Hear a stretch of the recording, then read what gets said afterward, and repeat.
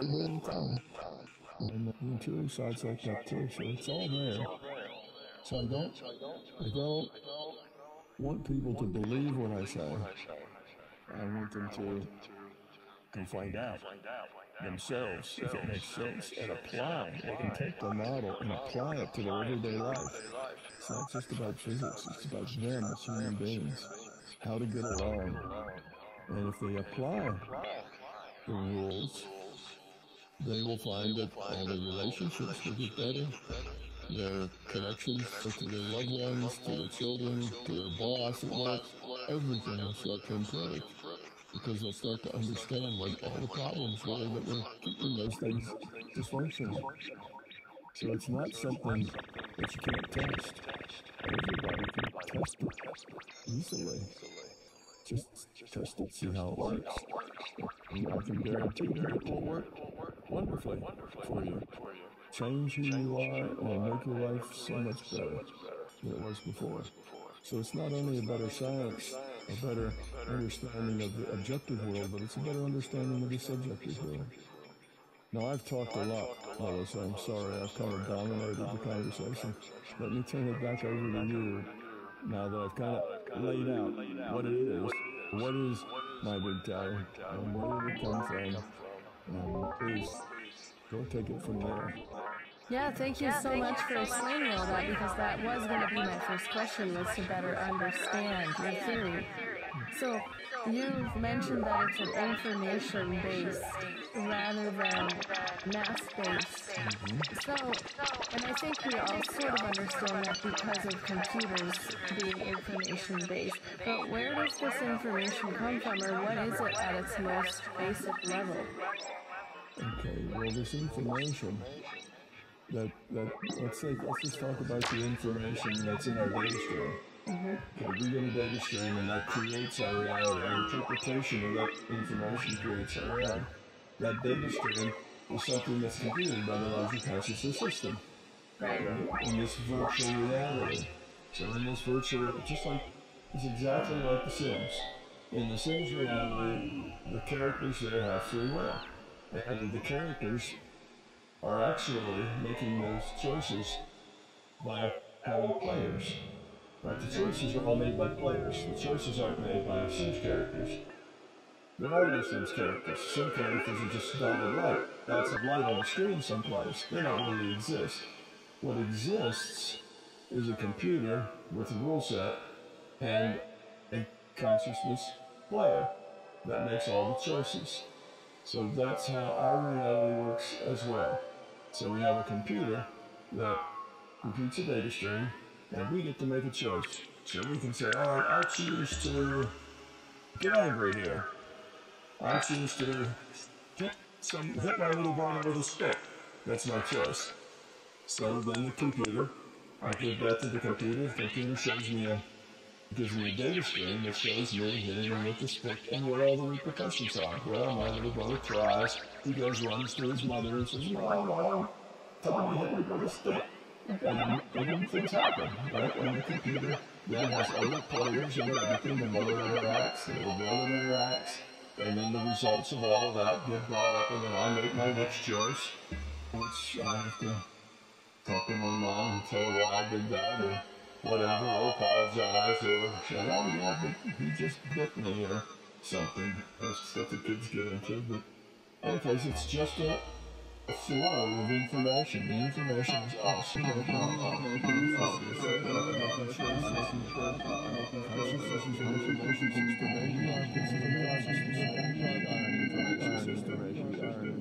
Taking data,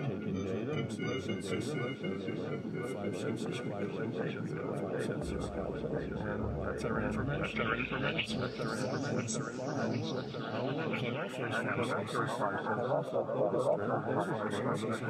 What's left? What's left? Awareness is awareness.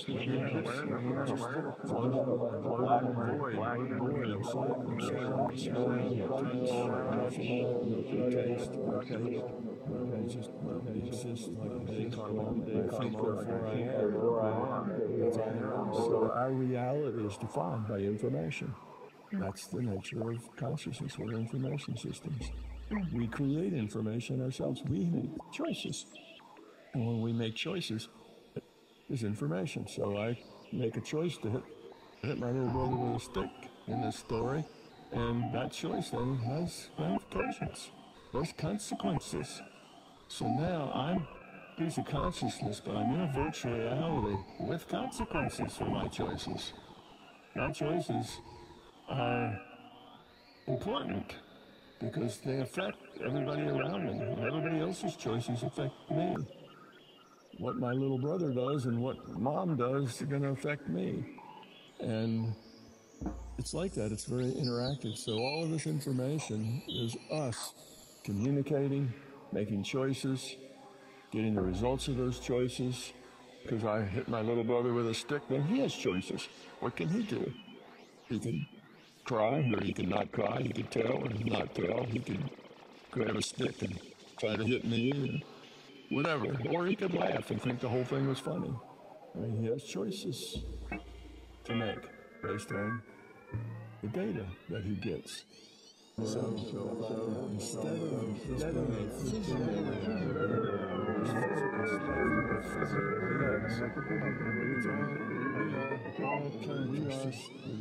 our bodies are avatars. We're the player. So we create the information by our choices. The information system tells us what those consequences of those choices are. And the reason it's like that is because in this virtual reality, we do have significant choices with very strong results and consequences for those choices. So it's a much better place to learn than just a big chat room. So that's why we're in this reality. So the information is what we create. Our information system. Consciousness is an information system. So what is the big chat room? If I understand you correctly, you said that that's what came before this virtual reality system that we're in now. Would that be like the other side, or what we experience in out of body? Well, no, not exactly. No, I should say no and yes. The way we look at it. There are no spaces. There is no space. It's just information. So you don't really have these things in this space. We do have time, so the things happen before and after other things. So before we had this virtual reality we call our physical universe, we had a reality where we just had a lot of individuated units of consciousness interacting with each other. That was it. That was the first virtual reality. See, the system, larger conscious system, got to a place where it was not evolving very rapidly anymore. It had already made all the patterns that it needed. It probably also understood a lot of mathematics that created that. It was evolving, but it wasn't evolving as quickly as it should. So it realized that what it had to do to evolve more quickly and better was to break off pieces of itself and give those pieces free will. Now it could interact with another piece of consciousness that wasn't itself. I mean, it is itself in the sense that it's all part of one system, but it had free will. And it made a lot of these individuated units of consciousness. There was many of them were and each one had free will.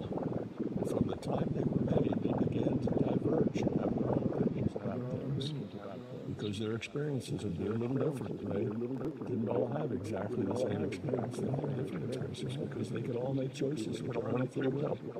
So eventually you had all these individuated units of consciousness, all with free will, and the system needed to interact with those. Well, the possibilities that you can get out of that are billions of times greater than the possibilities you get out of just one big monolithic consciousness. Because there's only one mind thinking, one choice maker. Now you've got millions of choice makers, and they're all interacting with each other. And an interesting kind of sidelight here is that the larger consciousness didn't just grow up being made. They had to figure it out just like we're trying to figure it out.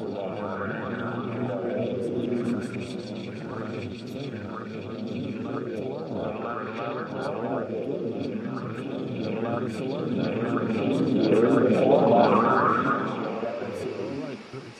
All right, we're all going to work together. We're all going to work together. We're all going to cooperate with each other and do this. And we're going to do that. We're going to do that.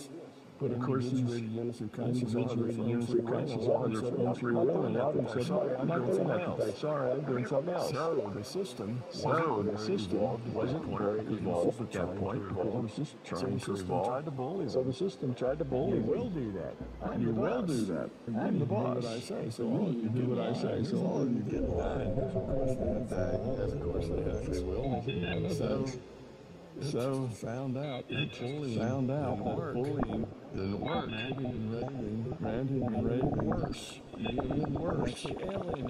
Actually alienated units of consciousness into some cooperative together into some cooperative. They didn't want to cooperate with us all. So by its interaction with us, learn that love, caring others.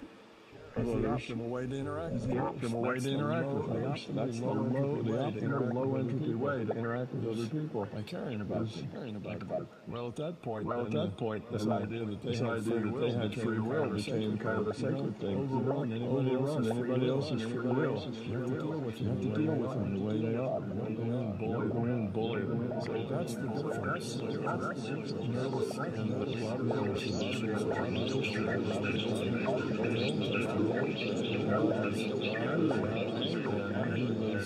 Had a big ego. You're my people. You must do what I say. And if you don't, turn you into pillars of salt. And I'll do this and I'll do that. And these are my chosen people. And these other people I don't care about so much. So that was at a time when the system wasn't very developed yet. It was an angry and jealous God, you see. And then you get to the New Testament and God is love. God is all about caring and telling the other cheek and cooperating and being helpful to each other. So that's when the system happens. It didn't stop like it is. And it's not perfect now. It's still evolving. It's still learning, as are we. We're learning, it's learning, the whole thing is evolving together.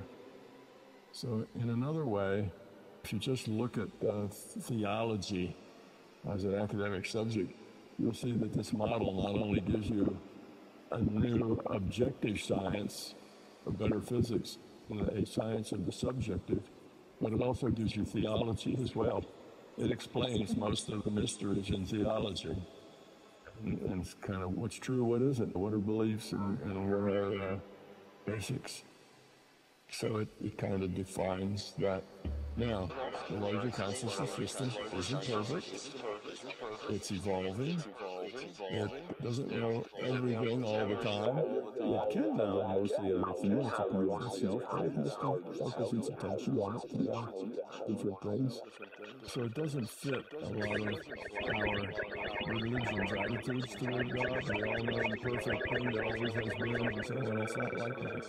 It started not knowing much of anything, so evolved to knowing a lot, and we're subsets of it.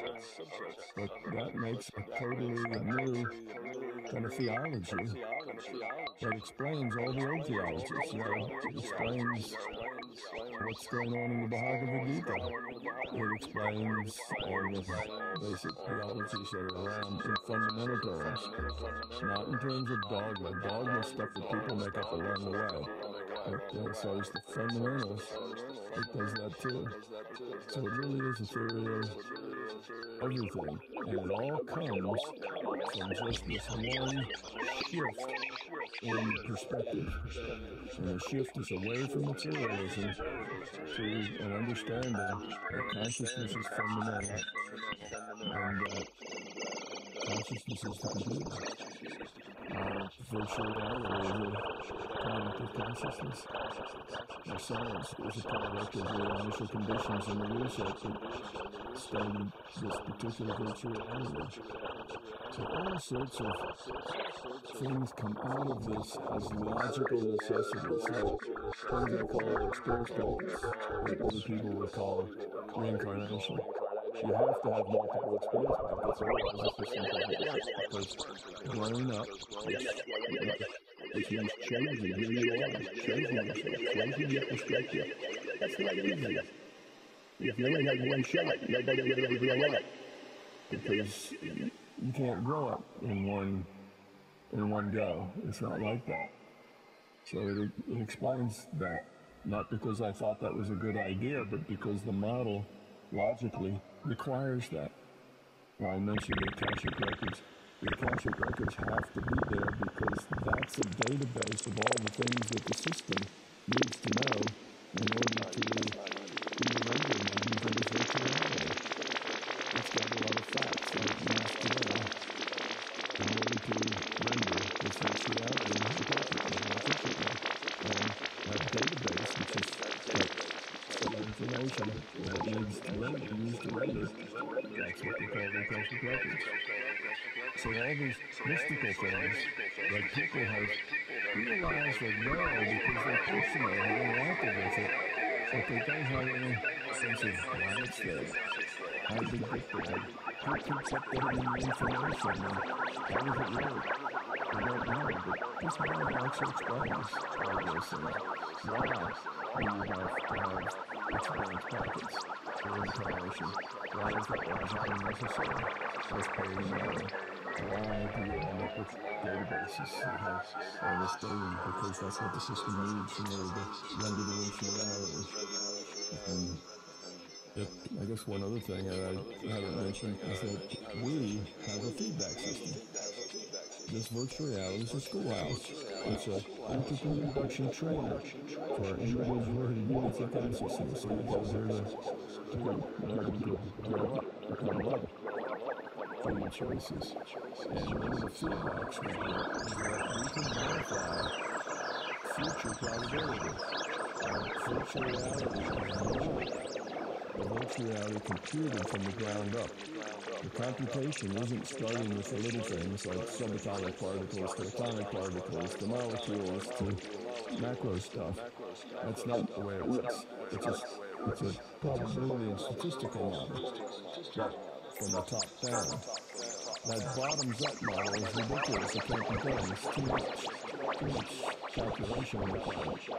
Too many things and variables to track. It's just an inefficient way to run a simulation. So the simulation is run as a probability and statistical model. But it has a real set, so it can generate all the probability distributions so it's got good distributions to work with, but it's working for a level of probability statistic. And again, it's not that it shows that because they help explain the data, it has to be that way. Couldn't be any other way other than that. It's the only thing that's a rational choice. It's anything that's logical. So, there is this database called the probable future database. The future hasn't happened yet. If you're a materialist, you have to be also a determinist. In determinism, there can't be any time.